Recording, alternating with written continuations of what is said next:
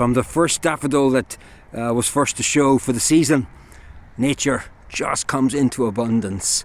I don't remember this amount since I bought the cottage almost 4 years ago.